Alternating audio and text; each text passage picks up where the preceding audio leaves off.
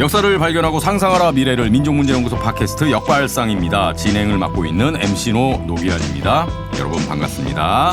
우리 김세호 PD 소개합니다. 어서 오세요. 네, 안녕하세요. 네, 영화 주제가로 본 네. 대중음악 100년 네. 훑어보고 있습니다. 네. 네. 제가 하나 좀 청취자분들한테 좀 드리고 싶은 얘기가 있는데 네. 이 영화 찾아서 보시는 것도 되게 좋을 것 같은데 이제부터 그러니까 이제 제가 국가기관으로서 가장 잘하는 곳을 꼽자면 한 손가락 안에 드는 한국영상자료원이라는 곳이 있는데 네. 이곳에서 유튜브 채널을 운영해요. 그래서 옛날 고전 영화들을 뭐 4K라도 이렇게 서비스 해주고 아주 다양하게 계속 업데이트 되거든요. 거기서 한번 찾아보시면 무료로 볼 수 있습니까? 무료로 볼 수 있습니다. 유튜브에서. 네. 네. 그렇습니까? 지난번에 아마 오부자도 제가 알기로는 지금 서비스를 하고 있는 걸로 알고 있고 오발탄도 서비스하고 아마 이제 오늘부터 하는 것들은 아마 많은 작품들이 아마 훨씬 유튜브로 통해서 볼 수가 있을 겁니다. 네, 한국영상자료원에서 나오신 분 같습니다. 네. 예. 자, 우리 네, 너무, 얘기하시죠. 너무 좋은 곳이라. 네. 역시 한때 영화계의 최말석에 있었던 사람답습니다. 이거 집하고도 가까워서 별로 멀진 않아서. 자, 우리 좋습니다. 이영미 선생님 나오셨습니다. 어서 오십시오. 안녕하세요. 네, 이주희 선생님. 예, 반갑습니다. 네, 안녕하세요. 한 가지 덧붙여드리자면은 유튜브에서 볼 수 있는 한국 고전 영화, 한국 영상자료원 사이트 제목 이름이 한국 고전 영화예요. 그게 있고요. 네. 영상자료원 사이트, 한국 영화 데이터베이스라는 사이트로 들어가야만 볼 수 있는 몇 편도 또 있어요. 그건 유료인가요? 아니에요. 그것도 무료인데 유튜브로까지 나와 있지는 않은 작품들이 또 있어서 네. 그냥 한국 영화 데이터베이스로 가면 유튜브로 볼 수 있는 거는 그 위에 유튜브 이렇게 그림이 있어요. 그걸 찍으면 유튜브로 연결이 되고 그렇지 않으면 거기서 로그인을 하면서 볼 수 있고 영상자료원 사이트에서. 역시 IT 강국이네요. 그렇습니다. 네. 이런 기반을 다 기류의 김대중이 만든 거 아니겠습니까? 예. 대중문화는 김대중이죠. 예, 그러니까 공부하고 연구하는 사람들한테는 이 한국의 지금 현재 이런 환경이 너무너무 좋은 거예요. 맞아요. 그러니까요. 그 출발이 기류의 김대중 아니겠냐고요. 그러니까 이게 30몇 년 전에 그러니까 91년에 처음으로 이런 그 옛날 한국 영화들을 보기 시작했었는데요. 그때는 한국 영상자료원이 그야말로 뭐 영화 창고나 마찬가지였고 그 필름을 그냥 돌려줘야 되는데 그냥 거기 가서 근데 신청을 해서 기사가 와서 필름을 돌려주는 방식인데 그거 한 편 보려면 30만 원쯤 내야 돼요. 돈을 내고? 그럼요. 왜냐하면 기사 딸려 있고 영화 필름 옛날 거 끄집어내갖고 돌려주니까. 또 결제 과정이 얼마나 복잡한지 시간도 오래 걸려요. 시간도 오래 걸리죠. 결제요? 그냥 현금 드리면 되는 거 아닌가요? 아니죠. 아니에요. 서류 다 이렇게. 왜 이걸 봐야 되는지. 그러니까 방 빌려줘야 되고 이런 거잖아요. 그래서 사실 그 전에는 그렇게 보는 사람이 없었어요. 그러다가 91년에 동국대 이제 정재영 교수라고 이제 제 또래 젊은 교수가 하나 왔어요. 그러니까 교수 하나를 끼고 들이민 거죠. 그리고 우리는 이제 30명 정도를 모았어요. 그래서 10,000원씩 내서 한 편에 10,000원씩 내고 일주일에 2편을 본다. 그래서 아침 10시부터 가서 한 편 보고 거기서 점심 먹고 서초동에서 다시 오후에 한 편 보는 빡센 일정으로 30편을 정말 자유만세부터 몰아서 봤거든요. 그 전까지는 이영일 선생의 한국영화 전사에 나오는 걸 그냥 제목만 보고 있었다가 처음으로 우리가 그거를 본 거예요. 연구자들이. 영화를 영화로 보지 않고 글로 보던 시대. 제목만 보고 있었다가. 역시 글로벌 시대. 글로만 시대. 하여튼 그때 이제 90년대 초반이니까 노태우 정권 때고. 그렇죠. 노태우 정권 말기였죠. 그러니까 이제 뭐 교수님 하나 함께해서 그 교수의 권위로 해야 가까스로 좀 볼 수 있고. 겨우 볼 수 있었던. 그러다가 그거 영상자료원에 가서라도 볼 수 있는 지금은 유튜브지만 가서 보거나 하는 방식으로 바뀌어서 이렇게 열람을 해주는 영상자료원이 그랬던 게 90년대 말 2000년대가 되는 그야말로 김대중 정권 그렇습니다. 그러니까 기리의 김대중이죠. 이거 보고 싶은데 지금 하는 데가 없더라고요. 아직 IPTV로 보시면 됩니다. 한참 후에 나올 거 아닙니까? IPTV는 아마 나온 걸로 알고 있는데요. 돈 내야 되잖아요. 서울의 봄도 아직 안 봤는데. 내년 추석 올해 추석 봅니다. 추석에 TV에서 한다고요? 서울의 봄을? 네, 저도 할 거라고 생각합니다. 진짜로요? 네. 알겠습니다. 기대하겠습니다.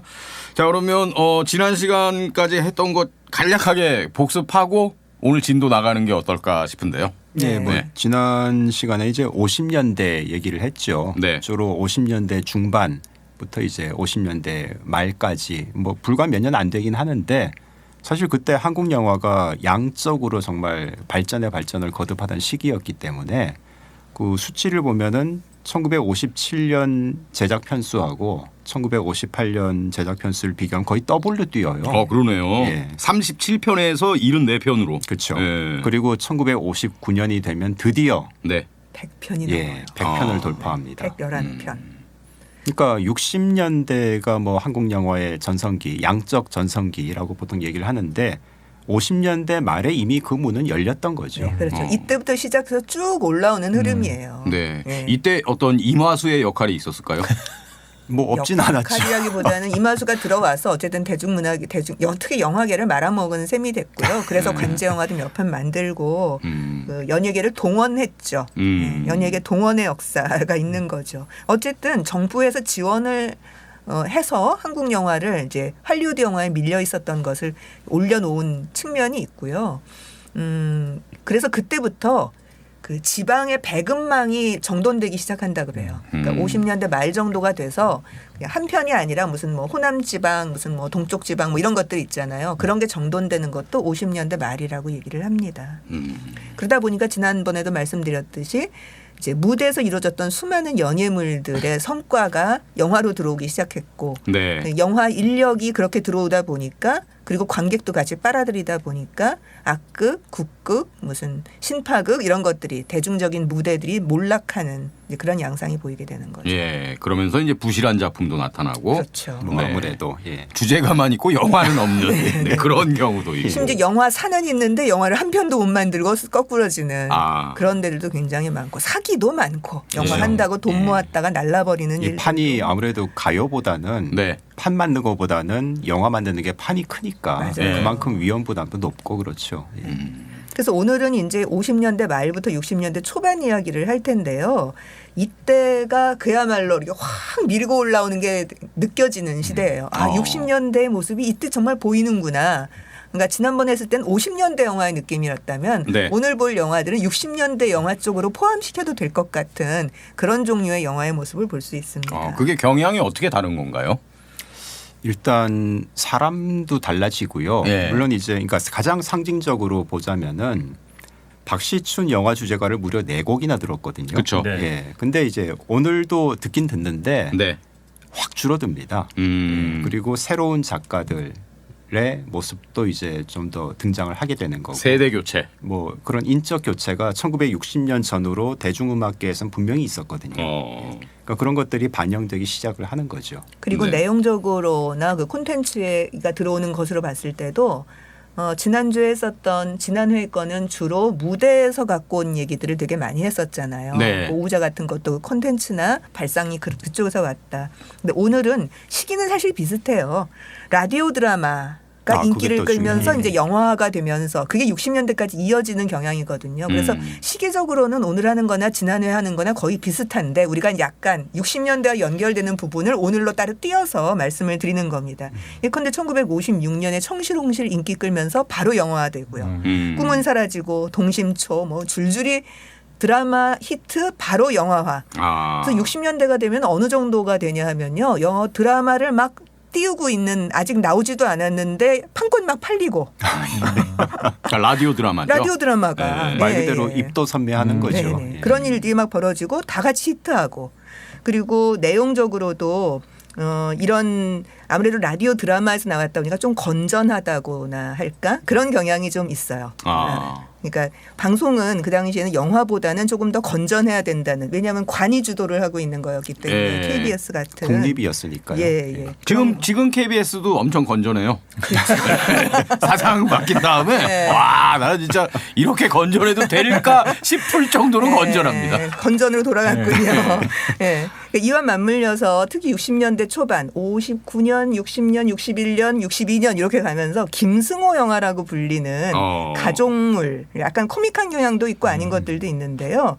그런 뭐 예컨대 가부장이었는데 그게 약간 흔들리고 있는 그 늙은 아버지가 흔들리는데 그걸 젊은 청년들이 다시 그 가부장제를 복원하는 것 같은 그런 그 재건의 이야기, 재건 드라마 혹은 건전한 가족물 이런 게 인기를 끕니다. 로맨스 빠빠, 박서방, 서울의 지붕민, 마부, 쌀, 신입사원 미스터리. 그러니까 우리가 60년대 영화사에서 굉장히 중요하다고 생각하는 60년대 초반 작품들이 다 59년부터 쫙 나오는데 네. 상당수가 라디오 드라마의 영화화인 거예요. 근데 이제 우리가 들을 오늘의 주제가에서 이런 작품이 좀 없어요. 왜냐하면 이게 주제가가 예, 없어요. 없는 경우가 많아서 다 기악 음악을 썼어요. 아. 이런 데서는. 그래서 드라마 주제가를 그냥 갖다 쓴 예컨대 청실홍실 같은 멜로드라마들은 그냥 갖다 썼고 네. 특히 그 김승호 영화들의 상당히 많은 부분들은 아예 주제가가 없이 그냥 주제 음악으로 그러니까 기악 음악만 써서 영화사 전체를 그냥 다 다양하게 볼 수는 없어요. 우리가 볼 때. 왜냐하면 주제가로 봐야 되니까. 예. 그렇습니다. 주제가가 없는 이유가 아무래도 남녀간의 사랑이 아니기 때문에 좀 기악 위주로 가지 않았을까 뭐 이런 생각도 드는데요. 남녀간의 수가 사랑이어야 있어요. 뭔가 좀 애틋한 맞아요. 그런 가사 이런 게 나오지 않겠습니까? 좀 그런데요. 그래서 사극에도 주제가가 별로 없어요. 60년대 왜 무슨 연산 같은 거 작품들 없죠, 있잖아요. 거기는. 그런 거 예. 없어요. 사극에도 그냥 기악음악 근데 많이 사극의 쓰고요. 주제가 같은 게 있다면 역시 라디오에서 온 거는 또 장희빈 맞아요. 같은 경우는 네네 있기도 그렇죠. 하고. 그런 거는 있어요. 장희빈. 예 예. 아 그 구중굴걸 나오는 그, 예, 그, 네, 그 네, 맞아요. 노래요? 예, 예. 네. 아. 그러니까 그건 라디오 드라마에서부터 왔으니까 라디오 드라마 주제가를 그냥 갖다 썼으니까. 그런데 영화에서부터 사극을 만드는 작품들 혹은 이렇게 김승호 영화라고 얘기하고 있는 건전한 가족물 이런 거는 없는 작품, 주제가가 없는 작품도 굉장히 네. 많습니다. 자 그럼 이렇게 60년대로 가는 흐름에서 주목할 만한 그 영화 음악가 누굽니까? 일단 가장 먼저 이야기를 하고 싶은 분은 단연 손석구. 손석구. 예. 손석구 선생은 일단 올해도 사셨고요. 네. 거의 백수를 누리다 가셨고 한국 대중음악의 그 정말 큰 변화의 시점이었던 1960년 전후 그 변화를 그걸 상징하는 인물 네. 중에 한 분이거든요. 물론 음악을 시작한 거는 훨씬 전입니다. 40년대 초에 조선악극단 시절부터 음악을 하던 분이긴 한데 기타리스트로 예. 들어갔죠 거기에. 근데 손석구라는 인물이 작곡가, 대중가요 작곡가 또 영화 주제가 작곡가, 영화 음악 담당 이런 스텝으로 참여하면서 좀 이렇게 본격적으로 조명을 받은 것은 50년대 말부터거든요. 예. 그러니까 요 시기에 딱 맞는 분위기도 하죠. 네. 작품도 그렇고 시기도 그렇고. 그러니까 50년대에서 60년대로 가요사가 변화한다라고 얘기했을 때 그 기점이 되는 작품으로 얘기를 하는 게 노란 샤츠에서 나이 1961년 한명숙 노래의 빅히트거든요. 예. 근데 손석구 히트의 시작은 사실 55년, 56년 정도고 상당히 많은 작품이 드라마 주제가예요. 청실홍실 같은 작품들, 예. 꿈은 사라지고 이런 작품입니다. 그래서 사실 대중가요 작곡가로 봤을 때는 뭐 박시춘하고는 비교할 수 없는 후배죠. 그런데 방송국 악단을 안에 있었기 때문에 드라마 주제가를 많이 청탁받아서 썼고 근데 KBS 방송에서 왜 박시춘을 들여오지 않고 손석구를 잡았겠습니까? 그러니까 이 사람을 잡아야만 새로운 스타일의 새로운 트렌드를 예. 보여줄 수 있고 좀 건전한 음악이라고 생각했을 거예요. 예. 박시춘 음악에 비해서. 그래서 그리고 또 그런 흐름들을 이제 이어가면서 만들어갔던 아주 대표적인 인물이 손석구인 셈입니다. 그러니까 손석구 선생은 트로트가 아니죠. 뭐 그렇죠. 그런 작품도 완전히 없지는 않은데 예. 대부분은 아니죠. 드물죠. 예. 예. 그리고 굉장히 그 이후에 나왔던 스탠다드 팝에 비해서도 손석구 작품은 아주 단정하고 반듯해요. 웰메이드. 그냥 웰메이드 정도도 아니고요. 정말 반듯해요. 그러니까 조금 달리 표현하면은 예. 좀 심심한 싱거운 느낌도 있습니다. 그러니까 박춘석의 작품이 똑같이 스탠다드 팝이어도 야 감정이 넘쳐나는 것 같은 느낌이 좀 있잖아요. 그리고 이봉조 작품에는 그 어두운 뒷골목의 재즈 분위기 같은 것도 나고 그런 거 없어요. 아주 백인스럽고 단정한 작품들이에요. 백인도 아닌데. 백인스러운. 네. 내 그래서, 사랑 주리안 뭐 예. 이런 것들. 그 직접 말씀하시기도 뭐랄까 뭐 동요 같기도 하고 이거 노래가 그러니까 네. 크게 뭐 멋을 부리거나 뭐 화려하게 뭐 이런 게 아니라는 거죠. 그러니까 좀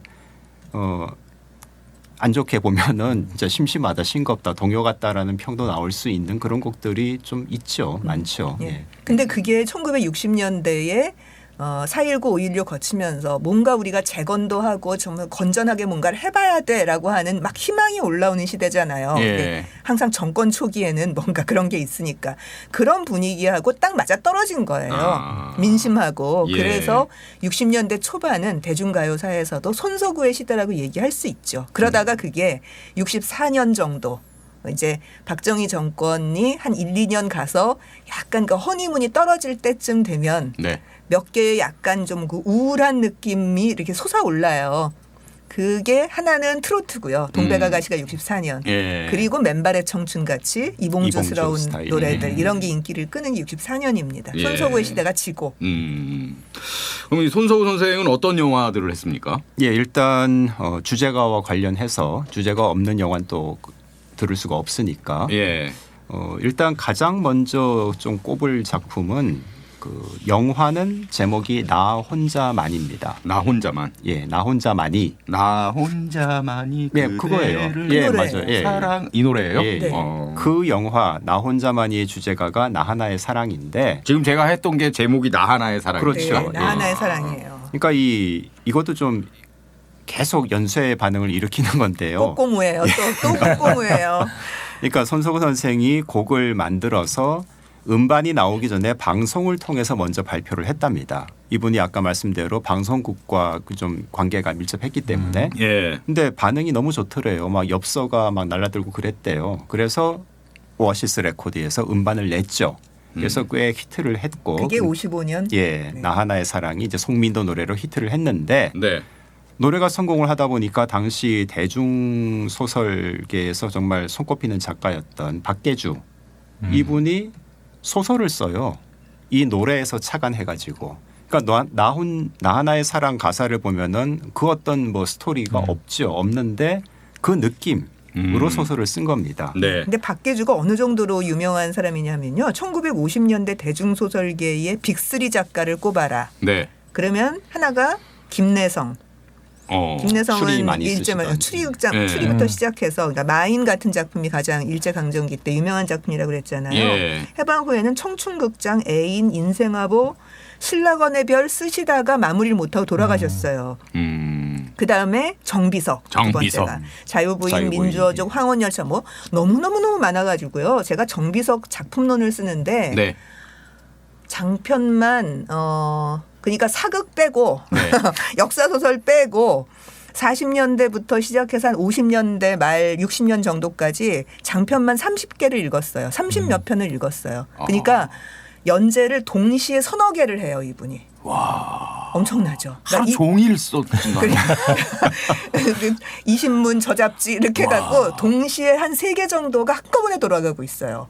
와. 그 장편이 너무너무 많은 거예요. 그러니까 제가 작가론을 쓰면서 보니까 아무도 작가론을 못 썼어요. 이걸 어떻게 다 읽겠어요.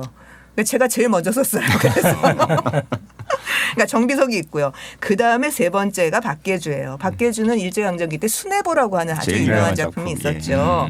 30년대에. 그리고 해방 후에 뭐 구원의 정화, 나 혼자만이 뭐 굉장히 수많은 작품을 써서 60년대 초반에 돌아가셨는데 박계주 전집이 10권이에요. 예. 그러니까 대중소설가들은 기본적으로 작품 수가 많아요. 네. 그래서 대중소설 연구하기가 되게 어려워요. 뭐 그야말로 낙양의 직가를 올린다는 게 네. 이런 분들한테 참 어울리는 표현이라고 생각을 하거든요. 인쇄업자들이 제일 좋아하는 작가들. 그렇죠. 그러니까 대중가요에서 영감을 얻어서 소설을 썼다?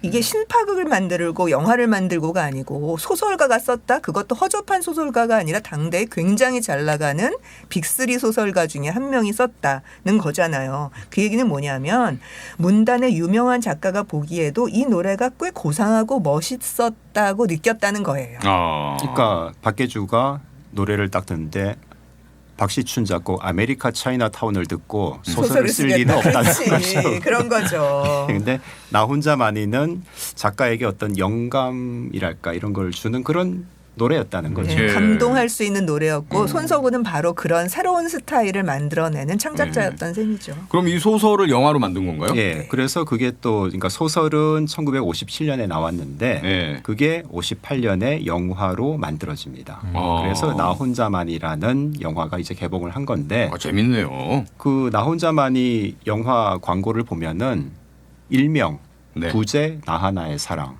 이렇게 또 적어놨어요. 네. 친절하게도. 예. 어쨌든 뭐 그 노래가 워낙 히트했기 때문에 소설로 영화로 계속 이어지는 겁니다. 그리고 주제가 또 참 재미있는 게 어쨌든 노래에서 출발을 했기 때문에 그 노래를 당연히 쓸 수밖에 없죠. 네. 그런데 가수가 바뀝니다. 원래 55년도에 처음 음반화될 때는 송민도 노래로 발표가 됐는데 그래서 원곡은 송민도였지만은 영화가 개봉을 할 때는 새로 녹음을 합니다. 그 주제가 가수는 권혜경이거든요. 왜 바꿨을까요? 뭐 여러 가지 이유가 있을 텐데 네. 일단은 소속사 문제도 있고요. 그러니까 이 당시 손석구 선생은 오아시스 레코드 전속 작곡가였는데 네. 55년도에는 송민도도 오아시스에서 판을 냈지만은 네. 세월이 흐르다 보니까 이분은 딴 회사에 전속이 돼 있었거든요. 네. 그러니까 그 당시 아무리 전속 계약이 유명무실화됐다곤 해도 좀 상도 이상 문제가 생길 수 있기 때문에 야, 어떻게 이런 디테일한 것까지 아십니까? 그래서 오아시스 대단합니다. 레코드 대단한 리스펙. 새롭게 전속이 된 권혜경 또 두 분이 뭐 음색의 차이는 분명히 있지만은 네. 세미 클래식이라는 그런 분위기는 다 부합을 하기 때문에 예. 그래서 이제 권혜경 선생이 노래를 했죠. 둘 다 방송국에서 잘 나가는 여가수. 예. 하여간 깜짝 놀랐습니다 지금. 예, 가수 왜 바뀌었는지 모를 거라고 생각하면서 물어봤는데 이렇게 또 디테일하게. 그럼 여기서 들어볼까요? 예, 권혜경의 목소리로 나하나의 사랑을 들어보시죠.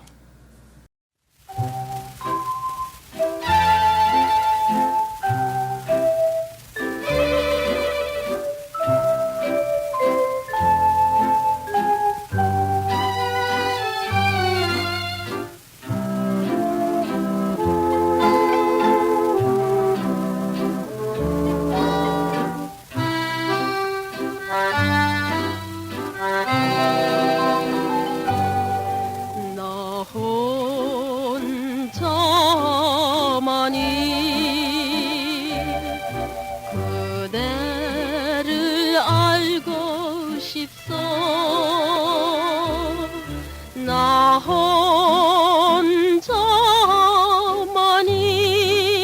혼자만이 그대를 갖고 싶소.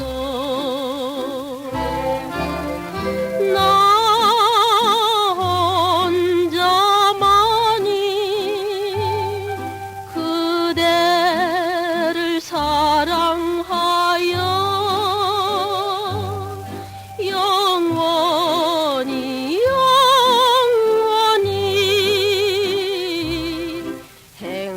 행복하게 살고 싶소.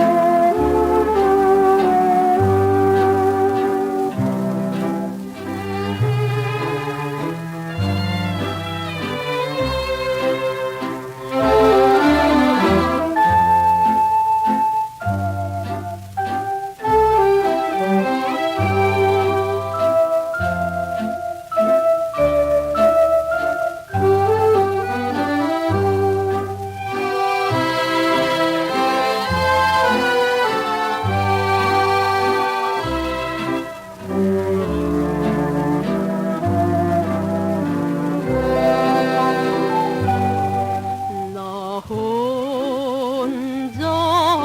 혼자만은 그대여 생각해주. 나 혼자만을 그대여 사랑해주. 나 혼자만은 그대는 믿어주고 영원히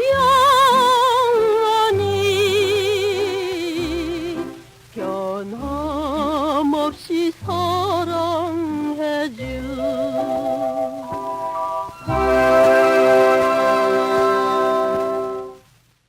권혜경의 목소리였습니다. 나 하나의 사랑. 네. 아, 이제 좀 아는 노래들 나오니까 좋네요. 예. 뭐 예. 앞으로 계속 그럴 겁니다. 이제는. 네, 네. 아무래도 50년대에서 60년대로 넘어가도 정말 많은 것들이 바뀌거든요. 뭐 그런 것들이 이제 반영이 되는 거죠. 예. 이어지는 곡들도 손석구 선생의 주제가 영화 주제가를 좀 두 곡을 더 들어볼까 하는데 네. 이때 뭐 워낙 작품을 많이 하기도 했고 또 무엇보다도 노래가 좋거든요. 예, 그래서 듣는 건데 하나는 사실은 영화 주제가라기보다는 라디오 연속곡 주제가입니다. 근데 그 라디오 드라마가 영화화되면서 네. 주제가도 같이 간 거죠. 꿈은 사라지고. 꿈은 사라지고. 예. 사실 그런 작품이 되게 많거든요. 청실홍실도 그렇고 이 작품도 그렇고 뭐 동심초도 그렇고 그런데 그 드라마 주제가로 인기를 끌어서 영화로 간 거는 이번 우리 시리즈에서는 안 하려고 해요. 왜냐하면 우리가 후반기에 드라마 주제가를 할 거거든요. 네. 그래서 예. 그때 거를 미뤄두기도 하고 이번엔 영화 주제가로만 해서 청실홍실 같이 정말 유명한 작품들은 이번엔 다 뺐습니다. 근데 네. 그 대신 그 꿈은 사라지고는 가수가 바뀌었기 바뀌었죠. 때문에 이거는 또 의미가 있습니다. 그 재미로 예. 한번 들어볼 만합니다. 그러니까 네. 라디오에서는 안다성 선생이 노래를 했거든요. 네. 근데 영화에서는 그분이 빠지고 최무룡. 아. 그러니까 근데 또 최무룡 하면은 사실 가수는 아니잖아요. 최민수 아빠. 배우잖아요. 그러니까 이게 뭐가 재밌냐면은 영화 주연 배우가 직접 주제가까지 부른 거예요. 물론 이게 처음은 아닙니다. 예. 지금 나의 신 모든 사람들도 백지하다도도 있었으니까. 있었고 30년대에도 물론 그런 사례가 있는데 근데 조금 달라요. 최무룡 하면은 웬만한 가수보다도 히트곡이 더 많은데 네. 거의 대부분이 영화 주제가거든요. 그러니까 주연 배우가 동시에 히트곡을 이렇게 유행시키는 네. 그런 본격적인 어떤 그 하나의 장을 열어갔던 인물이 최무룡이라는 거죠. 이게 1959년 영화인데 예. 1959년 당대 최고의 배우는 누구였습니까? 원탑을 딱 꼽자면. 뭐 남녀 각 한 명? 예, 예. 김지미? 김진규? 여자로는 김지미의 시대가 막 열리고 있었죠. 어. 막 열리고 있는. 그러니까 이렇게 예쁜 여자가 이랬대요. 모든 사람들이 세상에 이렇게 예쁜 여자가. 아, 진짜로요? 네네. 그러니까 그 저는 이전까지 잘 모르겠는데. 그건 아우, 나이든 세상에. 김진모 나이 보셔. 들어서 아니, 옛날 사진도 봤죠. 아니에요. 정말 예뻐요. 미녀 계보 중에 네. 어쨌든 처음으로 이제 처음 등장하죠. 등장을 네. 해요. 저는 그러니까 정말 예쁘다고 느꼈는 정윤희 씨. 그거는 뭐, 이제 70년대 예. 스타일로 예쁜 거예요. 그러니까 아. 그 이전에 이제 그 트로이카가 있는 거고요. 예, 예. 그러니까 정윤이는 그야말로 70년대 트로이카고 60년대 트로이카가 따로 있잖아요. 예, 60년대 예. 트로이카 나오기 전에 미녀가 김지미예요. 남자 배우로는 누가 탑이었습니까?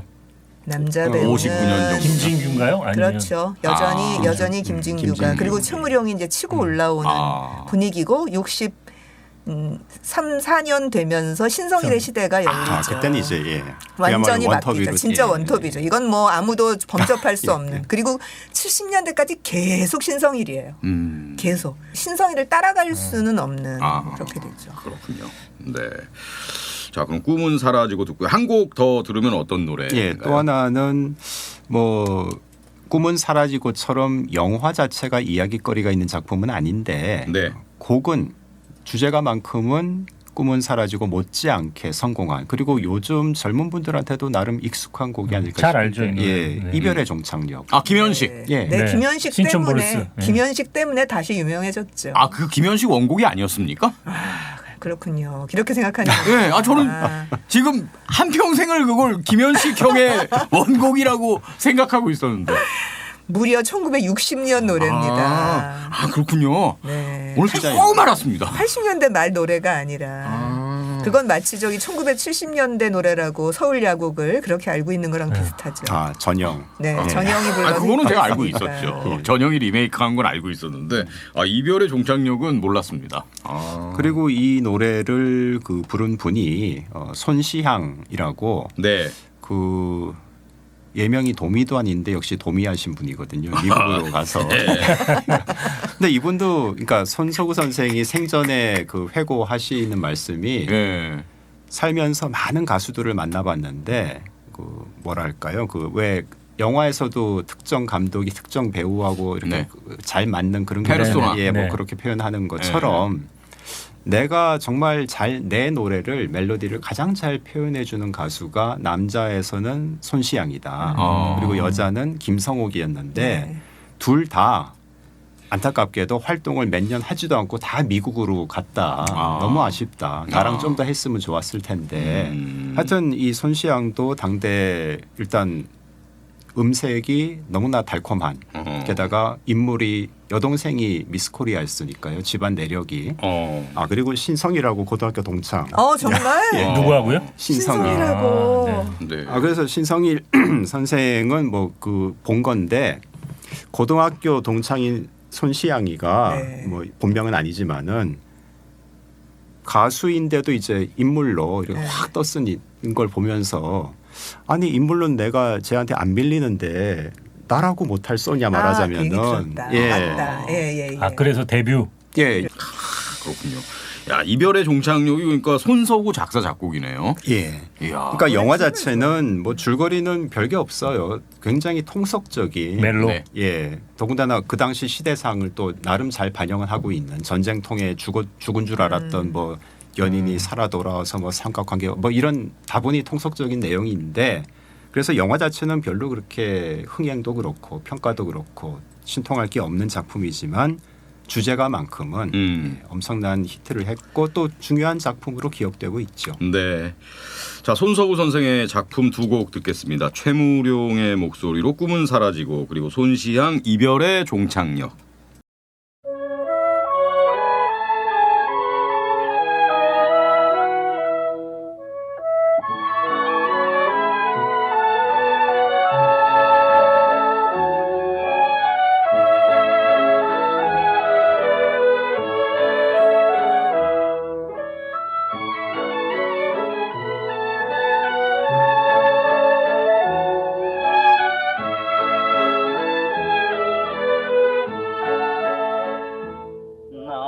나무잎이 푸르던 날에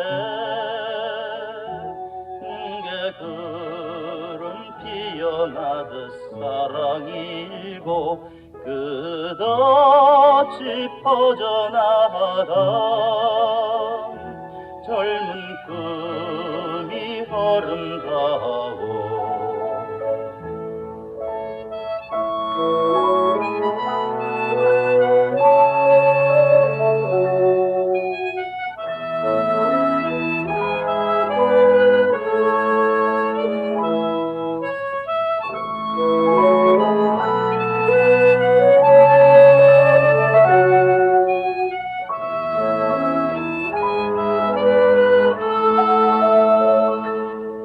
귀뚜라미 지새 울고 낙엽 흩어지는 가을에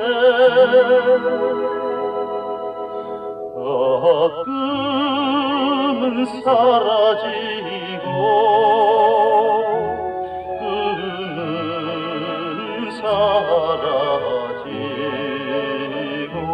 그 옛날 아쉬움에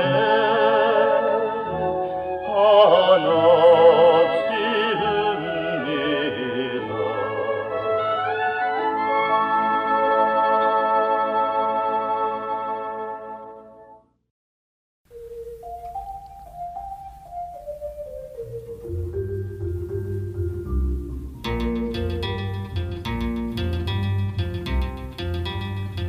가도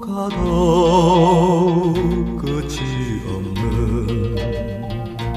외로운 이 나그네 길 안개 깊은 새벽 나는 떠나간다 이별의 종착역 사람들은 오가는데 그 이만은 왜 못 오나 흐린 달빛 아래 나는 눈물 진다 이별의 종정겨 언제나 이 가슴에 덮인 안개 활짝 깨고 언제나 이 가슴에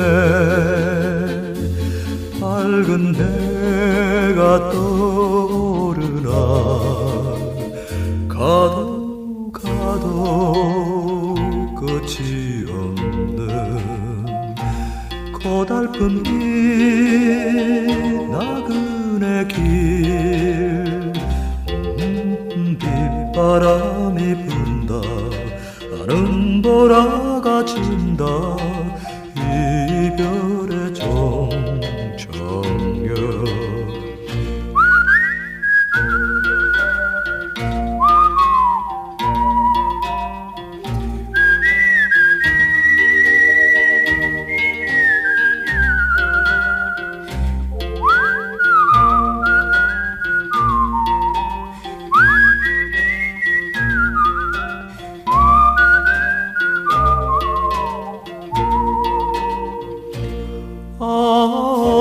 언제나 이 가슴에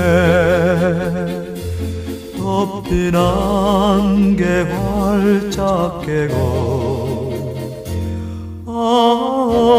언제나 이 가슴에 밝은 해가 떠오르나 가도 끝이 없는 고달픈 이 나그네 길 빗바람이 분다 나는 보라가 진다 이별의 종정여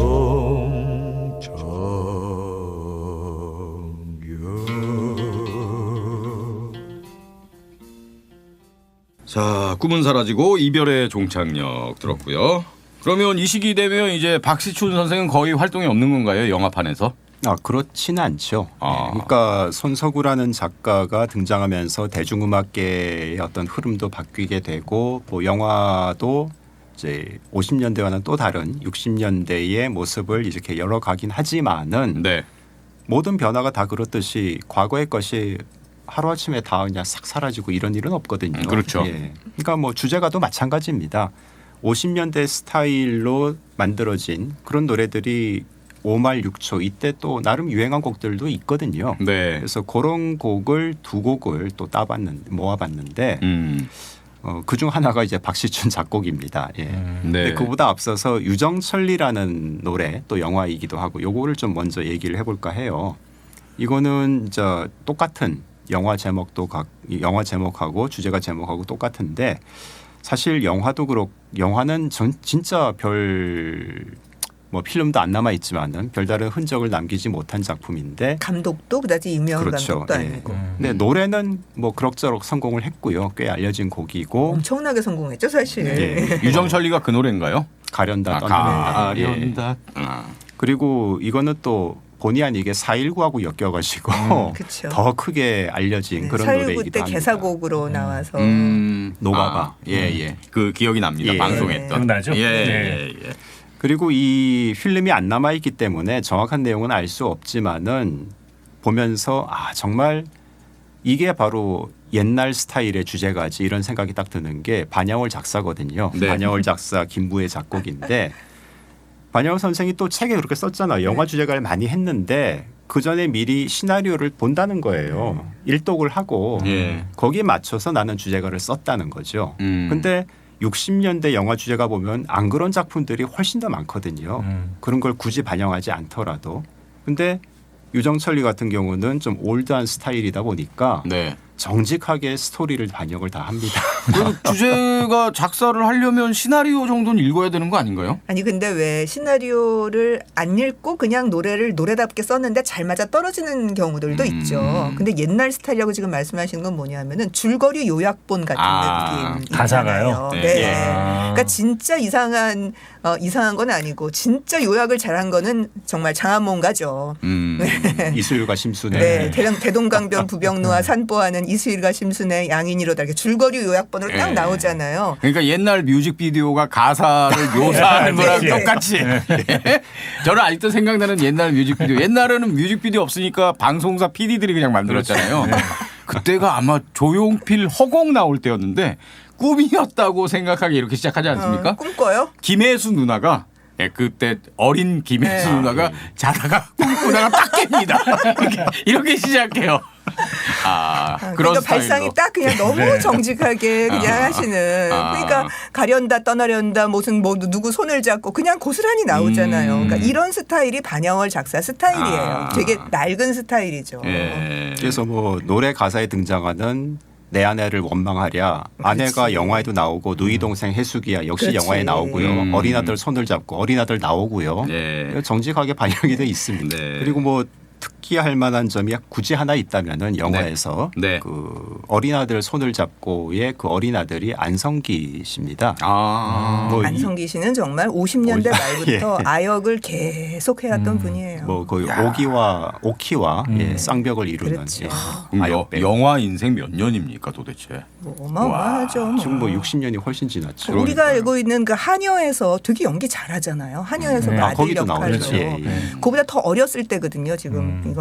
그리고 모정 같은 작품에서도 보면은 나오고요. 네. 꼬맹이인데 되게 연기를 잘해요. 근데 이제 이렇게 꼬맹이 때부터 연기한 사람들이 대부분 연예계에 있는 사람의 아들이죠. 그래서 아버지가 영화 제작자든가 아마 그래요. 예. 그래서 그렇습니다. 아버지가 영화 제작자였으면 캐스팅이 잘 됐겠네요. 요즘 같으면은 그거 가지고도 말이 많을 텐데. 아빠 찬스. 예. 왜냐하면 그때는 그러니까 지금은 연예계로 나가는 게 뭐 엄청난 벼슬인 것처럼 네. 그렇게 됐지만 그 당시에는 안 그랬거든요. 그때는 그냥 사람 없으니까 걔한테 뭐 별 돈 안 줘도 되니까 아역 배우 없으니까 갖다 쓰는 거예요. 예. 그러니까 뭐 차출된 거나 마찬가지인 그런 셈이고 그래서 공부 좀 해야 되는 나이가 되면은 연예계를 떠나게 되죠. 네. 유정철리고요. 예. 그리고 또 하나는 박시춘 영화의 거의 마지막 단계라고 네. 볼 수 있는 그 장미의 곡이라는 영화가 만들어졌거든요. 장미의 곡, 예. 뭐 통곡이란 뜻인가요? 노래, 장미의 노래. 예. 그 영화의 주제가가 저는 청춘 브라보입니다. 공포 영화인 줄 알았어요. 장미의 곡 그래가지고. 예. 흑장미의 곡 이름이 네. 조금 더. 근데 이 청춘 브라보는 꽤 성공을 했고요. 네. 근데 영화는 기대한 것만큼은 성공을 못했고 그것 때문에 여기서 망했기 때문에 네. 박시춘의 오향 영화사가 이게 마지막은 아닌데 마지막에서 두 번째 작품이거든요. 문을 닫게 된 계기가 됐다고 하더라고요. 예. 근데 그게 또 4.19와 관련이 있는 것이 유정철리는 4.19 혁명으로 떴잖아요. 노래 자체가 뜻하지 않게 예. 너가 바로. 예. 근데 영화 장미의 곡은 4.19 때문에 망했다고 합니다. 왜요? 이게 그 4월 달에 개봉을 했어요. 이러면 망해요. 걸어오는 사람이 없었군요. 예. 이러면 망해요. 그러니까 정확한 날짜가 아마 4월 20 며칠일 거예요. 그러니까 4.19 그다음에 하야 시점이 4월 26일이었잖아요. 네, 네. 그 사이에 딱 개봉을 한 거예요. 그러면 망해요. 예, 무슨 그래- 월드컵 뛰는 거하고 똑같아. 그래서 하여튼 안타깝게 요즘 같으면은 또 뭐 다른 데서 돈을 벌 수도 있겠지만은 네. 요새 이 당시에는 내려가면 끝이거든요. 지방이나 조금 더 돌까. 그러니까 하여튼 좀 비운의 작품이란 작품이고 저도 좀 아쉬움이 있는 게 역시 필름이 안 남아 있어서 영화는 볼 수가 없는데 박시춘 영화 하면 당연히 또 음악이 네. 예, 이 장미의 곡도 음악 영화로 선전이 됐던 그런 작품이라서 궁금은 합니다. 예, 어떤 내용이었을지. 네. 하여튼 뭐 없기 때문에 볼 수는 없고 청춘 브라보 이제 노래로만 들을 텐데요. 주제가가 청춘 브라보. 예. 네. 이게 이제 그 앞서 들었던 지난 시간에 그 딸칠형제처럼 네. 독창과 합창이 교차하는 어. 그 박시춘 특유의 그 영화 주제가 딱 그대로 만들어진 곡이죠. 네. 박시준 작곡, 반야월 작사, 도미 노래. 예. 네. 그럼 여기서 두 곡 이어서 들을까요? 예, 유정철리와 청춘 브라보입니다.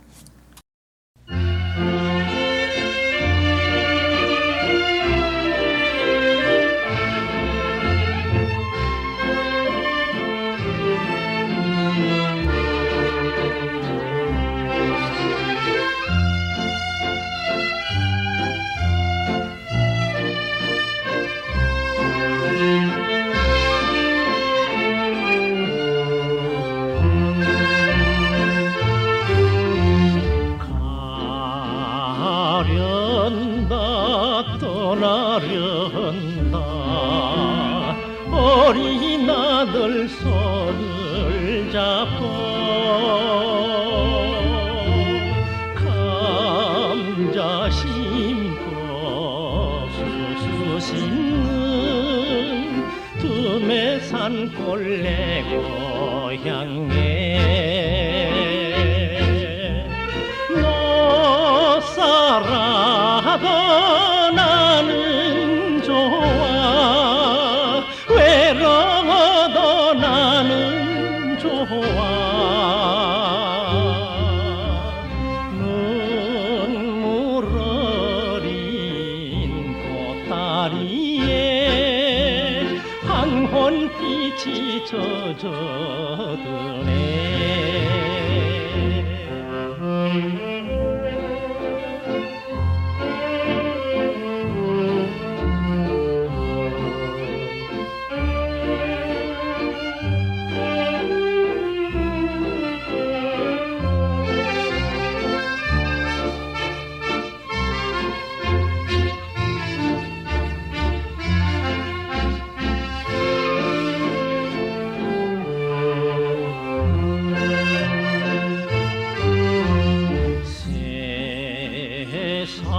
세상을 원망하랴 내 아내를 원망하랴 너희 동생 대숙이야 행복하게 살아다오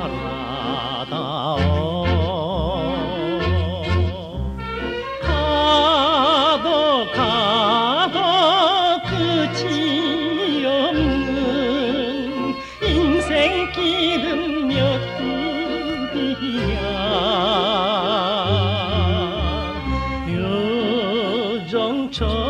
유정천리 꽃이 피네 무정천리 눈이 오네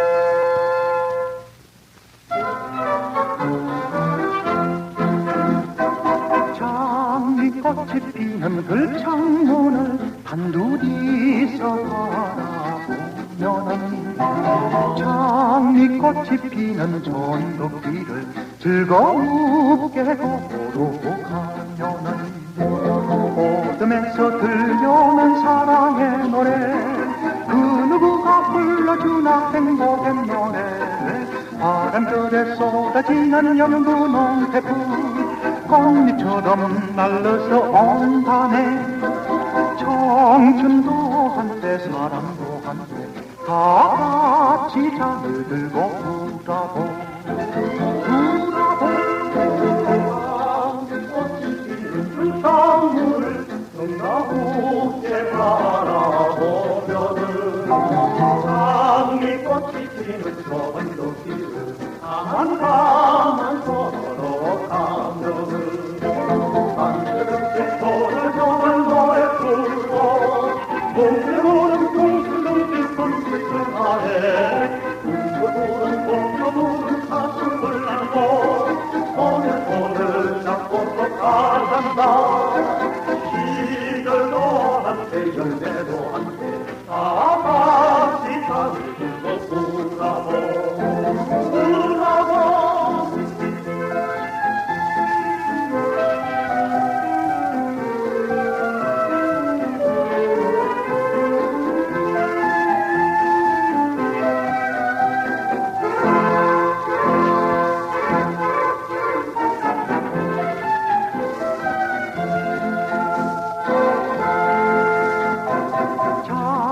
장미꽃이 피는 들창문을 사이좋게 바라보면은 장미꽃이 피는 전복이들 돌연돌연 고로 가면은 호랑나비 쌍나비가 춤추며 날고 비랑 같은 시련 얘가 무지개 피네 푸른 방초 밟고 가는 발자국 따라 그대 손을 잡고서 가잔다 정열도 한때 희망도 한때 다 같이 잔을 들고 부라보 장미꽃이 피는 들창문을 웃으면서 바라보면은 장미꽃이 피는 전복이들 그대 함께 걸어가면은 오늘서 날라오는 바람 소리 고수가 성겨주는 사고연인가 아름다운 새자연의 숨쉬는 그곳 장미로운 새날이 온 산에 행복도 함께 인생도 함께 다 같이 잔을 들고 부라보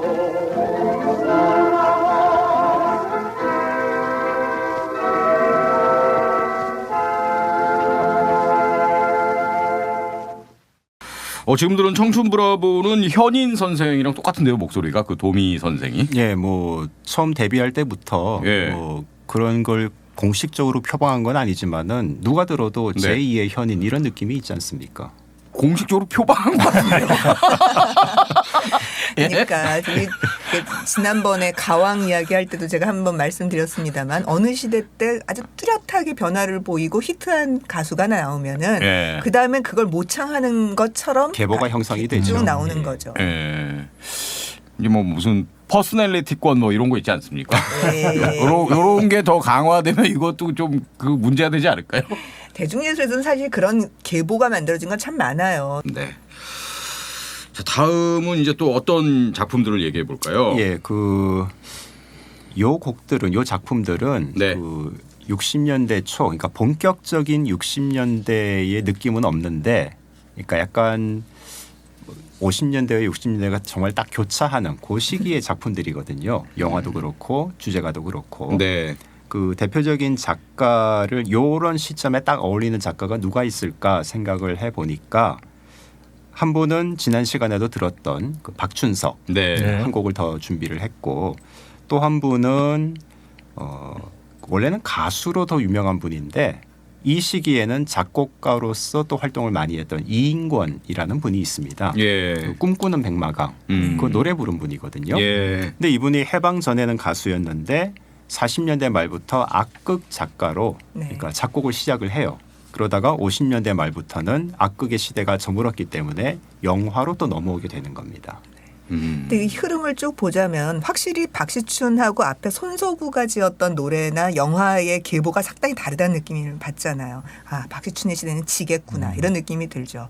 이인권과 박춘석은 그 중간, 예, 어중간. 그 어중간이에요. 그러니까 노래가 히트한 것도 있고 뭐 그렇긴 합니다만 새롭게 60년대 스타일 열어갔다고 이야기하는 손석구하고는 또 좀 다르고 그렇다고 아주 낡은 박준석도 아니고 영화들도 그래요. 영화도 60년대 초반에 새로운 스타일의 새로운 흐름을 치고 나가는 것도 아니고 그렇다고 뭐 50년대 낡은 완전히 옛날 것도 스타일이라고 아니고. 예, 그런 예. 것도 좀 아닌 그 어중간한 느낌을 갖고 있는 작품들입니다.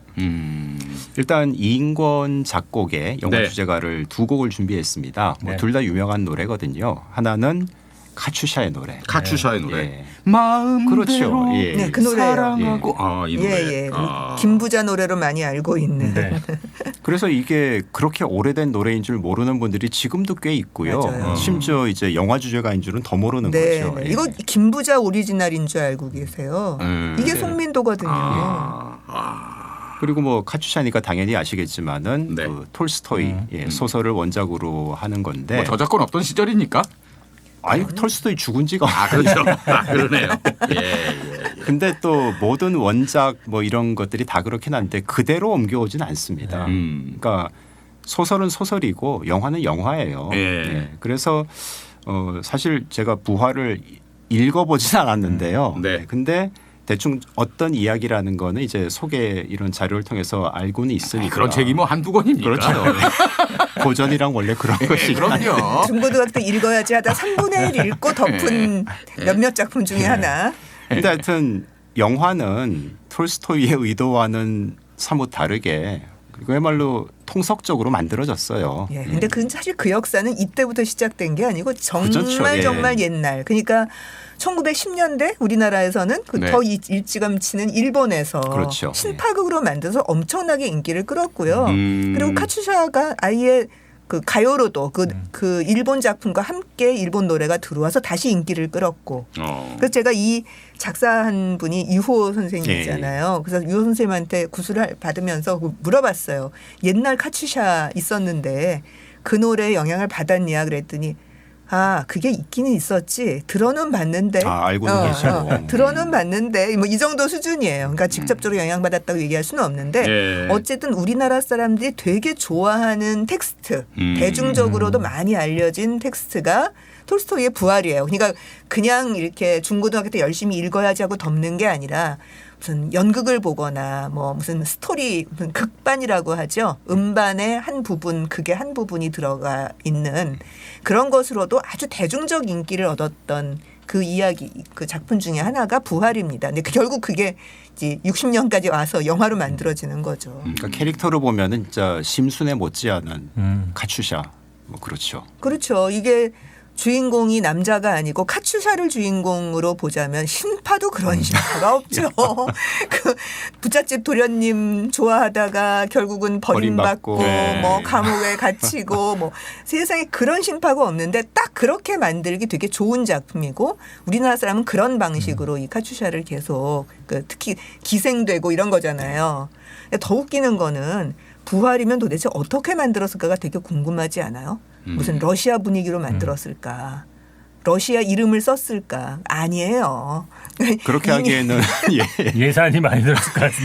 뿐만 아니라 이미 1910년대에 10년대부터 내려오면서 완전히 토착화가 돼버렸기 때문에 다 한국적으로 번안되어 있는 그런 작품이었던 거죠. 그러니까 남자 주인공 이름은 원일이. 원일이. 예. 최무룡. 예, 최무룡. 네. 여자 주인공은 카츄샤인데 본명은 옥녀.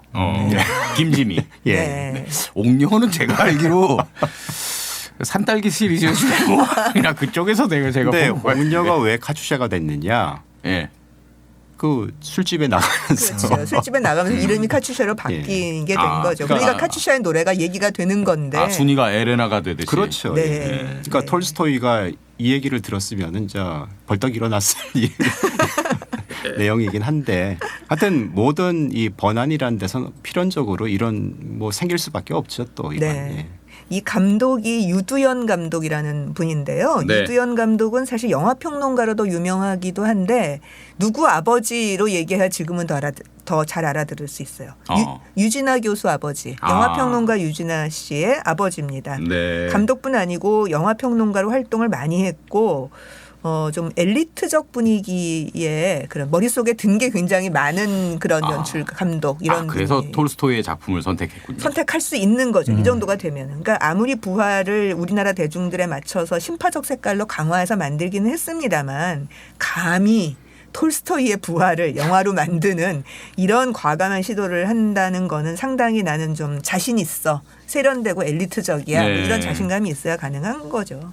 근데 물론 필름이 지금 이게 없죠. 없죠. 예, 그래서 어떻게 만들어졌는지 의상을 도대체 어떻게 했는지 알 수 없어요. 그러니까 옥녀 시절에는 한복을 입었겠지만 그 다음에 카츄 시절에는 뭐 어떤 옷을 어떤 옷을 입었을지 굉장히 궁금해요. 그런 거. 근데 50년대 한 말 60년대 초반 요런 때 작품 한국 영화 보고 있으면요. 네. 지금 보면 좀 웃길 정도로 할리우드나 서양 영화 흉내를 내고 있는 게 되게 많아요. 그러니까 당시의 리얼리티와는 아무 상관이 없이 예컨대 무영탑 이거는 무영탑. 예 아사달 아사니어 네. 얘기잖아요. 그 최은희가 나오는데요. 이렇게 서양의 무슨 쿼바디스나 이런 데 나오는 것처럼 스카프를 머리 위서부터 이렇게 쫙 둘러가지고 그런 무슨 로마 시대나 그리스 시대의 무슨 왜 서양 사극, 헐리우드식 대형 사극에서 보여지는 것 같은 분위기를 내려고 네. 의상을 만든 것 같은 느낌이 되게 있어요. 아니 우리 옛날 얘기인데 왜 그렇게 했죠? 그게 멋있어 보이니까. 그럼 이 시기에 그 이른바 조선 서부 영화도 나오나요? 그건 60년대가 돼야 돼요. 아. 60년대 중반이 되면 조선 서부 영화가 네. 나와요. 만주인데 만주를 이상하게. 배경으로 하는. 근데 물론 만주 영화가 다 서부 영화 같은 건 아니에요. 신상옥 감독 정도가 돼서 이게 무숙자한 작품인데 신상옥 감독이 약간 서부 영화 흉내를 냈고요. 다른 사람들은 뭐 네. 별로 서부 영화 흉내 내지 않은 그냥 액션물 그렇습니다. 예. 말 달리기가 힘들어서. 그 의상도 힘들잖아요. 예. 그렇게 만들려면. 네. 카츄샤의 노래. 예, 네. 이 노래가 뭐 하여튼 정말 크게 성공을 거두었기 때문에 이후로 이인권이라는 분이 원래 가수에서 출발하긴 했지만은 좋은 곡도 꽤 많이 썼거든요. 그래서 영화 주제가로도 기억에 남는 작품들이 50년대 한 중반까지는 꽤 많이 있습니다. 근데 뭐 다 들을 필요는 없고 외나무 다리 네. 이것도 굉장히 좀 사랑을 많이 받았던 영화 주제가죠. 원수가 외나무 다리에서 만난다 뭐 이런 얘기인가요? 예, 근데 이제 연인이죠. 네, 멜로드라마니까 원수는 없고 연인도 이제 오래 사귀다 보면 아유 저 왼수 저 화상 이렇게 됩니다. 근데 왜 제목이 외나무 다리냐면은 네. 연인이 만나야 되는데 외나무 다리에서 만나기로 했는데 네. 못 만났어요. 전쟁 때문에요? 그건 아니고 네. 하여튼 근데 이것도 필름이 없군요. 예, 없어서 네. 요약본으로 보면 하여튼 외나무 다리에서 만나기로 했는데 어. 못 만났대요. 네. 그래서 외나무 다리를 이제 제목으로 영화도 그렇고 주제가도 그렇고 갖다 쓴 거죠. 역시 최무룡 김지미 주연. 네. 그리고 계속 엄앵란 최무룡. 여사가 나오네요. 네, 뭐 그렇죠. 이때는 김지미에 조금 밀리는 상태로 엄앵란의 분위기는요. 엄앵란의 전성시대는 사실 그 맨발의 청춘부터 나오는 거고요. 네. 근데 50년대 후반부터 엄앵란 씨는 굉장히 그 활동을 많이 했어요. 그리고 맨발의 청춘에서 우리가 기억하고 있는 약간 뚱뚱해진 몸이 아니에요. 그 50년대 후반의 엄앵란은 가장 허리가 가는 여배우였대요. 그리고 그 예쁘게 생긴 얼굴을 김지미 같은 미모는 아니에요. 그런데 톡톡 튀는 그 약간 발랄한 귀여운 분위기, 네. 여대생 분위기 이런 거를 잘 소화할 수 있는 거의 유일한 사람이었다고 하죠. 왜냐하면 학력이 높으니까요. 대졸자잖아요. 네. 그래서 그런 분위기를 부잣집에 톡톡 튀는 무슨 딸내미 이런 거 잘 연기하는 사람이었던 거죠. 네. 그 필름 안 남아 있고 주제가가 어떤 거였어요? 네, 외나무 다리 똑같습니다. 외나무 다리. 제목이. 예. 아. 그래서 뭐 그런 작품이 한둘이 아니지만은 네. 영화보다는 주제가로 기억되는 뭐 그런 예라고 볼 수가 있죠. 네. 카츄샤의 노래도 좀 그렇고 외나무 다리는 더 그렇고. 예. 외나무 다리도 최무룡 선생이 불렀네요. 그러니까 이분은 육시 그 꿈은 사라지고 이후는 웬만한 주연작에 노래가 없으면 모르겠지만은 있으면은 다 불렀다고 보면 됩니다. 그만큼 자신 있었다는 얘기죠. 네. 반야월 작사고요. 자, 그럼 두 곡 이어서 들을까요? 예. 네.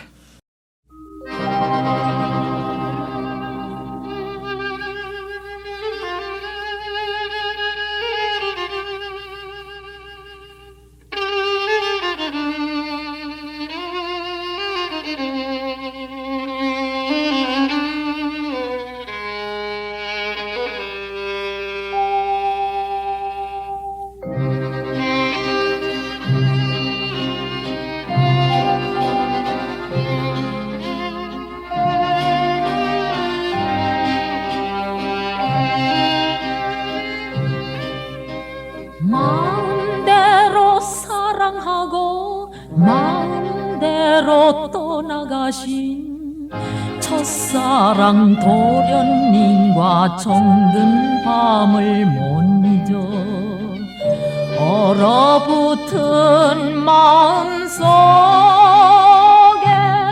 모닥불을 피워놓고 오실 날을 기다리는 가엾어라 가주샤 찬바람 내 가슴에 흰눈 쌓이는데 이별의 슬픔 안고 가주샤는 흘러간다.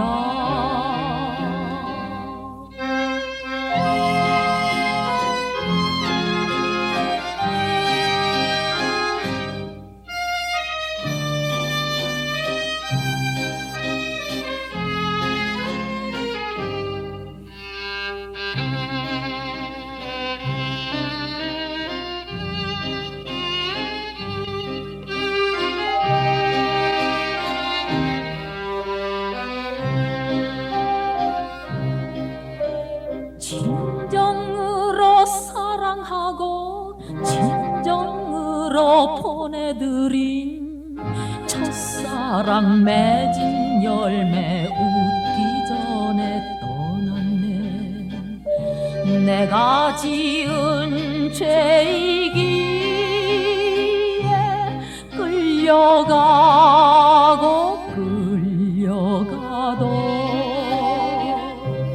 죽기 전에 다시 한번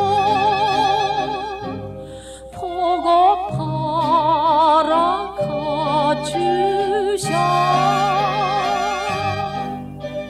찬바람은 내 가슴에 흰 눈은 쌓이는데 이별의 슬픔 안고 가주샤는 흘러간다.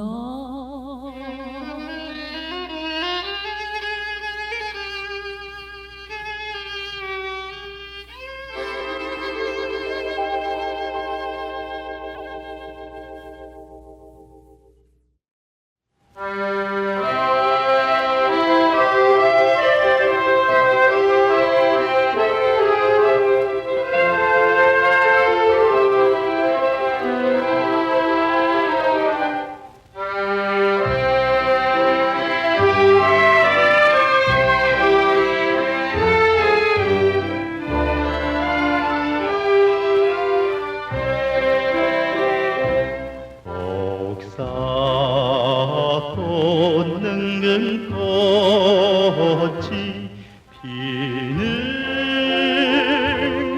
내 고향 만나면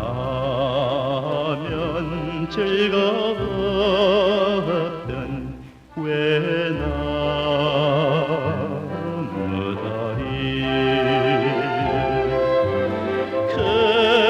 그리운 내 사랑아 지금은 어디 새파란 가슴 속에 간직한 꿈을 못 잊을 세월 속에 날려보내리.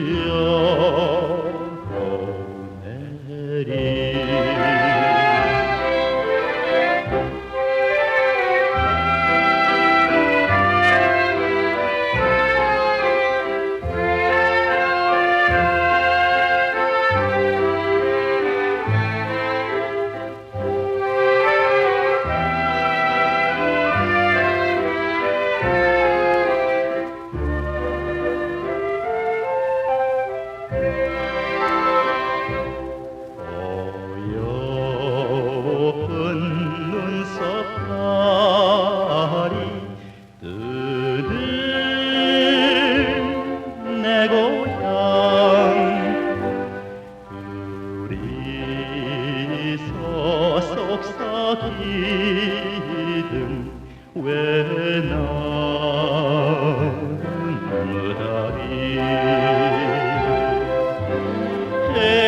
헤어진 그날 밤만 추억은 어디 싸늘한 별빛 속에 수는 그님을 괴로운 세월 속에 어이 잊으리.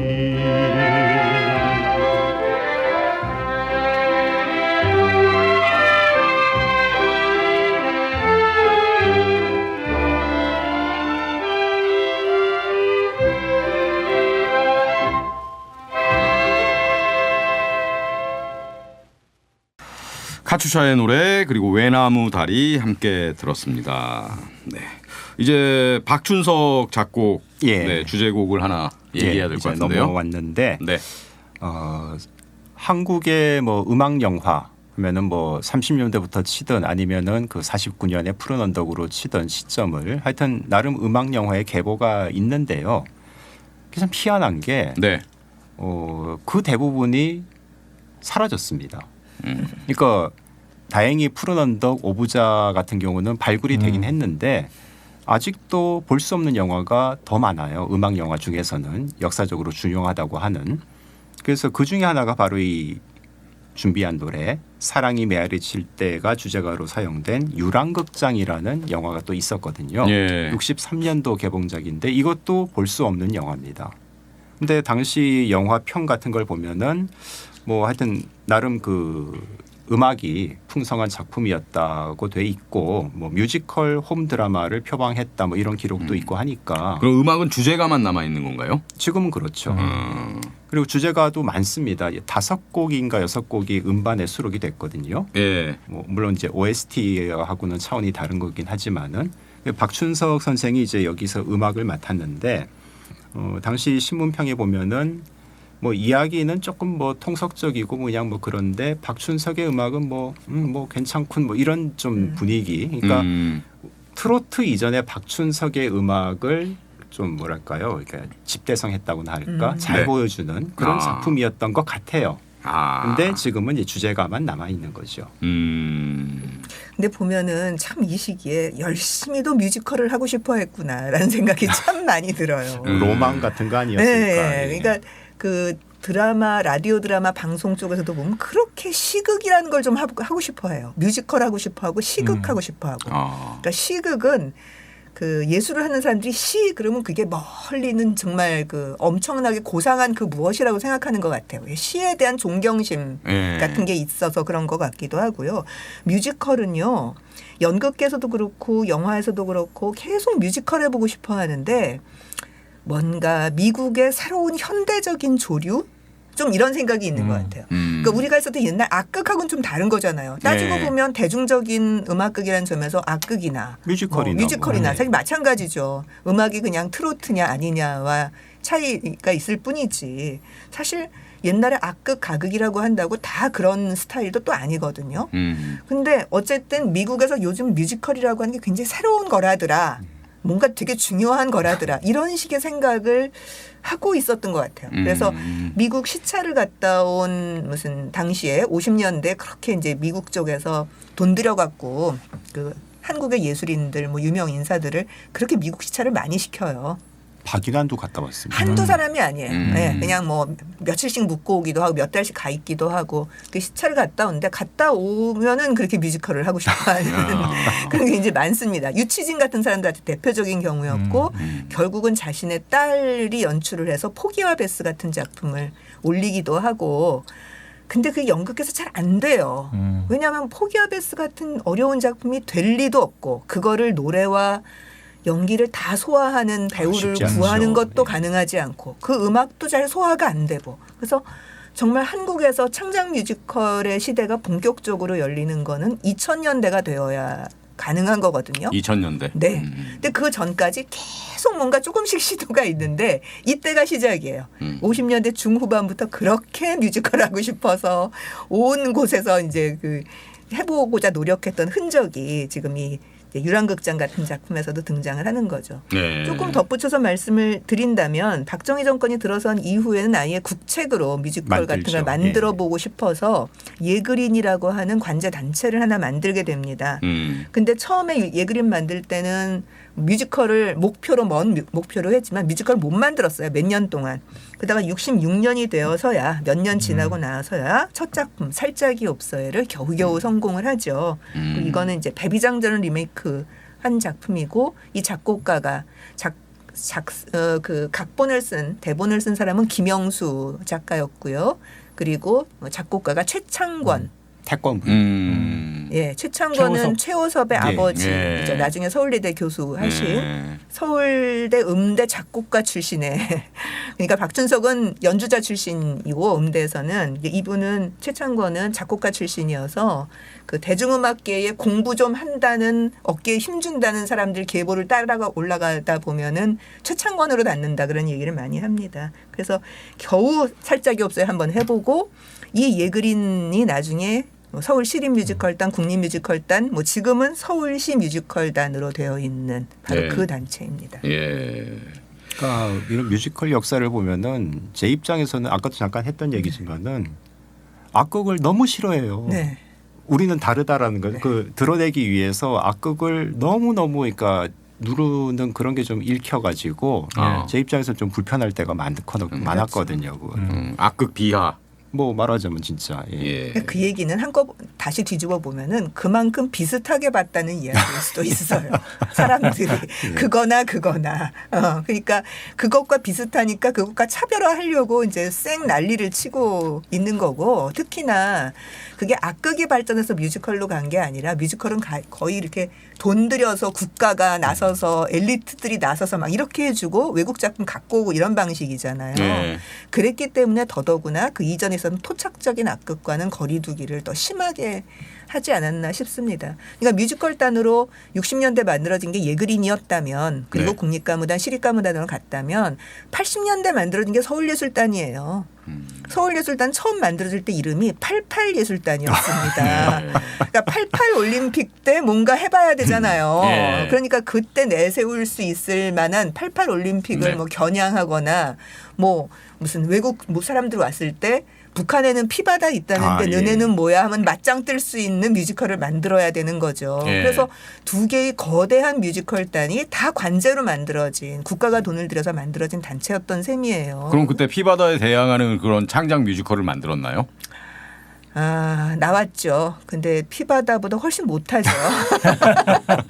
피바다는 70년대 초반 작품이고요. 그거하고는 시기적으로는 너무 차이가 많이 나요. 첫 작품이 한강은 흐른다, 유치진 작품을 뮤지컬로 만든 거였습니다. 그 후에 이제 그런 국가 행사 같은 게 있을 때 피바다를 이기려면 같이 바다로 가든가 강으로 가니까 지는 거지요. 아, 강으로 가니까 정말 지루구나. 한강이 바다로 흘러서 가기. 어디로 가겠습니까? 바다로 가죠. 바다로 가는 건데.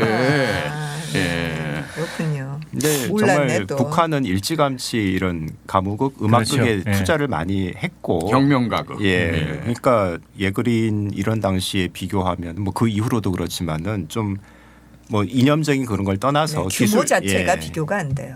그럼 이렇게 국책 사업으로 뮤지컬을 장려한 게 그 북한의 혁명 가극을 염두에 두고 아, 당연히 예. 저는 연대뒀다고 생각해요. 대결 뭐 뭐 이런 엄청나게 대결은 그러니까 아니지만 이겨야 한다. 뭐 이렇게. 어쨌든 그들은 내세우는 게, 그들은 예. 무대에서 내세우는 게 혁명 가극이거든요. 대형 예. 가극이거든요. 예. 근데 사실 다른 거로 내세우면 우리가 훨씬 이기는 거 많아요. 무슨 얘기냐면 장편 연극 있죠. 예. 뮤지컬 음악극 아닌 거. 음. 그건 북한은 거의 안 만들어요. 예. 아주 조그만 작품 만들거나 아니면 엄청나게 대형 가극을 만들거나. 저 그거 알아내는데 굉장히 오래 걸렸어요. 왜냐하면 뭐 자료가 없으니까. 근데 걔네는 왜 맨날 옛날 작품만 얘기를 할까? 그 나중에 보니까 그런 작품은 거의 안 만드는 거예요. 우리는 그것 중심으로 발전을 한 거고. 그래서 사실 1대1 비교는 안 됩니다. 근데 이제 하도 피바다 꽃파는 척이 있다는 소리를 하니까 우리도 그 멋진 거를 어디 뭐 무슨 외국 사절단들이 원할 때 딱 내놓는 게 멋있잖아요. 행사 같은 거 할 때. 그래서 예. 분명히 염두는 뒀을 거라고 생각합니다. 아니 예. 그렇지 않으면은 무슨 왜 김종필 이런 사람들이 나서서 뮤지컬을 그렇죠. 하며 80년대 그 힘든 시기에 88이라는 이름까지 달아서 네. 예술단을 만들었겠습니까? 그때 88 많이 피웠는데. 예. 그 예술단을 이끌던 사람은 누구예요? 그러면 실제 어디요? 그 이제 60년대는 박용구 선생이었어요. 7, 80년대는 그때는 그 이전에 그거를 했었던 분들, 뮤지컬을 했었던 분들이 들어오게 되는 거죠. 그래서 박용구 선생은 사실 음악평론가로 해방 직후부터 활동을 하셨고 네. 무용도 관심이 있었던 분이어서 가무극을 하기 딱 여기저기 좋은 다. 사람이었고 그래서 일본 가 있을 때 거의 김종필이 모셔서 데려오는 너 사상 문제 다 해결해 줄 테니까 들어와서 이거 맡아라라고 이렇게 데려왔다는 얘기가 있죠. 후문이. 예. 근데 뭐 이 음악극이라는 게 네. 뭐 그게 혁명 가극이 됐던 뭐 악극이 됐던 여성국극이 됐던 뭐 오페라가 됐던 다 음악극이잖아요. 네. 음악극이 성공을 하려면은 뭐 하나 이렇게 꽂히는 게 곡이 있어야 되거든요. 귀에 딱 꽂히는 노래가 그렇죠. 하나는 있어야 되거든요. 예. 최소한. 그쵸. 예. 그게 있냐 없냐에 따라서 작품 전체의 성패가 갈리는 판이니까. 그렇죠. 근데 이제 이 유랑극장은 네. 영화가 뭐 필름도 사라지고 흥행을 아주 크게 성공한 작품은 아닌 것 같긴 한데 그 꽂히는 노래는 어쨌든 있다는 거죠. 그러네요. 그게 이제 그리고 트로트 이전의 박춘석의 스타일을 잘 보여주는 노래이기도 합니다. 그래서 오늘 이제 마지막 준비한 노래 곡이 유랑극장의 대표적인 주제가 사실 두 개가 있거든요. 둘 중에 뭘 들어보면 좋을까 좀 고민을 했는데 작사자로 결정이 됐습니다. 네. 그러니까 바닷가에서라는 노래가 있고 사랑이 메아리 칠 때라는 노래가 있고 둘 다 박춘석 작곡 안다성 노래. 여기까지는 똑같은데 작사자가 갈려요. 사랑이 메아리 칠 때 작사는 서인경이라고 돼 있는데 이분이 바로 그 영화 각본을 쓴 사람입니다. 예, 그래서 이분의 노래 서인경 작사의 사랑이 메아리 칠 때를 들어보는 게 더 낫지 않을까. 시나리오 축약본 아닙니까 그러면? 아니에요. 근데 그런 거 예, 없습니다. 이건 뭐 잘 예. 모르니까. 근데 사실 박춘석의 작품을 계속 트로트로만 알고 계시는 분들은 이 노래도 알고 계셨던 분들도 되게 많을 거예요. 근데 이게 박춘석이었어? 그렇죠. 좀 그런 이런 느낌이에요. 느낌이에요. 저도 사실 그랬고요. 박춘석이 이런 사람이었구나라고 다시 보게 만드는 작품입니다.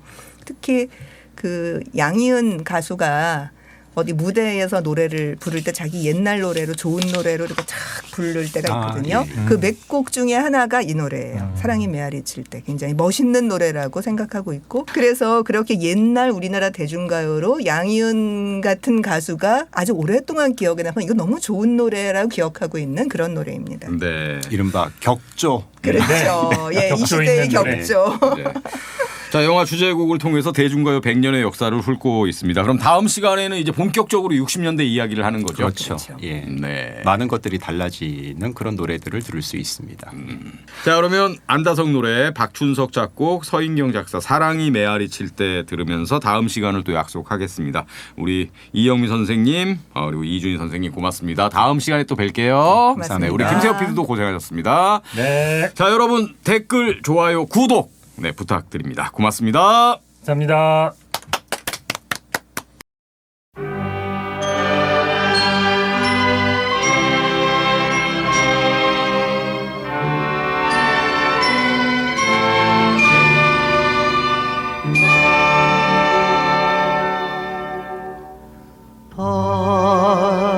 바람이 불면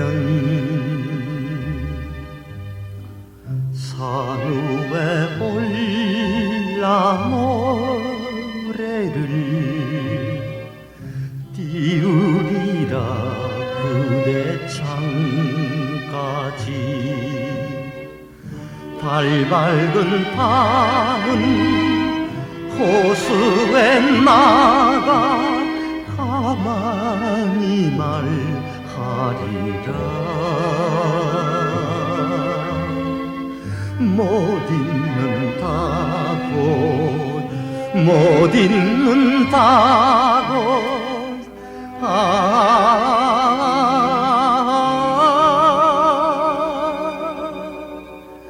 진정 믿도록 못 잊을 줄은 세월이 물같이 흐른 후에야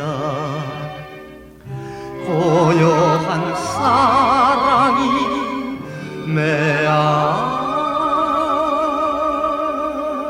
메아리 친다.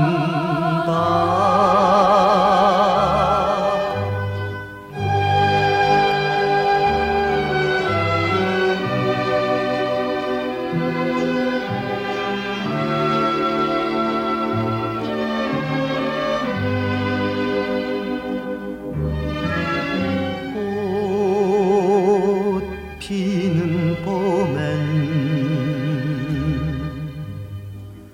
강변에 나가 꽃잎을 띄우리라 그대 집까지 가을 밤에는 기러기 편에 소식을 보내리라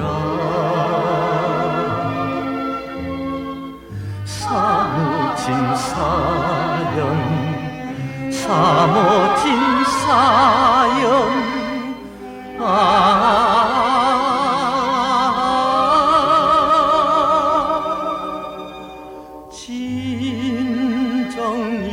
진정이도록 사모질 줄은 세월이 물같이 흐른 후에야 고요한 사랑이 메아리